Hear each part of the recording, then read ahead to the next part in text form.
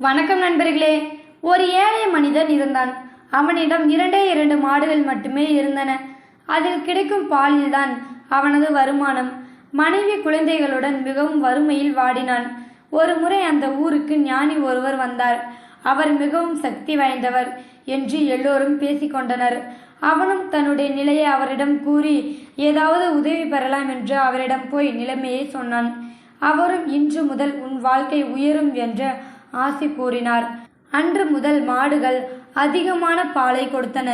எப்படி நடந்தது என்று தெரியாதபடி வருமானம் பெருகியது. 2 மாடுகள் 4 4 மாடுகள் 8 இப்போது அவனிடம் 30 மாடுகள். சிறிய கூரை வீடு பெரிய காரை வீடு ஆனது. திரும்பின இடமெல்லாம் செல்வ செழிப்பு. நிற்கவும் நேரமில்லை. ஆண்டுகள் ஓடின. மீண்டும் அதே ஞானி அந்த ஊருக்கு வந்தார்.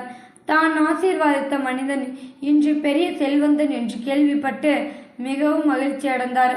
அவன் அவரை தேடி வருவான் என்று எதிர்பார்த்தார். ஆனால் 2-3 நாட்களாகியும் குடியானவன் வரவில்லை. மனதில் அவருக்கு ஒரு சிறிய வருத்தம் இருந்தாலும் அவரே நேராக அவன் வீட்டுக்கு போனார். அவர் சென்ற நேரத்தில் அவன் மாடுகளை குளிப்பாட்டி கொண்டிருந்தான். அவனது மனைவி ஞானியை வரவேற்று அமர வைத்துவிட்டு அவரது வருகையை கணவனிடம் தெரிவித்தாள். அவனும் கொஞ்ச நேரத்தில் வேலையை முடித்துவிட்டு வந்துவிடுவதாக சொல்லி அனுப்பினான். ஞானிக்கு வந்தது பாருங்கள் கோபம். காசு பணம் வந்ததும் பழசை எல்லாமே மறந்து விட்டாயா? நன்று கேட்டவனே, இனி உன்னிடம் இத்தனை மாடுகள் இருக்காது. பழையபடி 2 மாடுதான் இனி எப்போதும் உனக்கு இருக்கும். சபித்துவிட்டு வேகமாக சென்று விட்டார். இவர் பேசியது எல்லாம் அவன் காதில் விழ பதறி அடித்து ஓடி வந்தான். அவர் இப்படி கோபித்துக் கொள்வார் என்று அவன் நினைக்கவே இல்லை. அவரை தேடி ஓடினான். ஆனால் அவர் எங்கு என தெரியவில்லை. சோர்ந்து போய் வீடு திரும்பினான். கொல்லைப்புறத்தில் அவர் சபித்தபடியே 2 மாடுகள் தலையில் அடித்து கொண்டு அழுதான். என் அலட்சியத்தால் எல்லாம் போச்சே, இனி பழையபடி வறுமையில் கஷ்டப்பட போறமே என்று புலம்பினான். அவன் மனைவி அவன் அருகில் வந்து சொன்னாள், இந்த 2 மாட்டையும் இப்பவே சந்தையில கொண்டு போய் வித்துட்டு வந்துடுங்க. அவனுக்கு மேலும் குழப்பம் வந்தது. மாட்டை வித்துட்டு வருமானத்துக்கு என்ன செய்ய? இதை தவிர வேறு எந்த தொழிலும் எனக்கு தெரியாதே என்றான். மனைவி மறுபடியும் மாடுகளை விற்க வலியுறுத்தினாள். சரி போ, நடக்கிறது நடக்கட்டும் என்று சொல்லி இருந்த 2 மாடுகளையும் ஓட்டிக்கொண்டு சந்தைக்கு கிளம்பினான். நன்றாக வளர்க்கப்பட்ட மாடுகள் என்பதால் உடனே நல்ல விலைக்கு விற்பனையானது. மனது கணக்க கண்ணில் கண்ணீருடன் வீடு வந்து சேர்ந்தான். அவனது மனைவியோ முகம் நிறைந்த புன்னகையோடு அவனை வரவேற்றாள். குடியானவனுக்கோ ஒன்றுமே புரியவில்லை.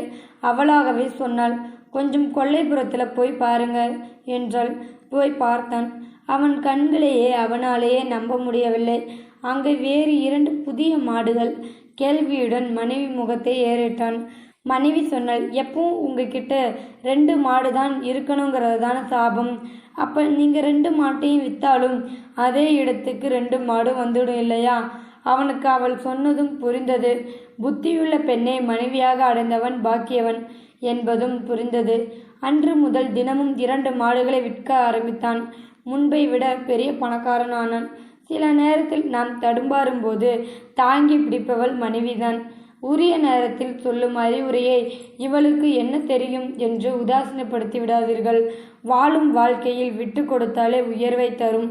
சிறு விஷயத்தை பூதகரமாக பார்க்காதீர்கள். விட்டு கொடுத்தவன் கெட்டு போவதில்லை.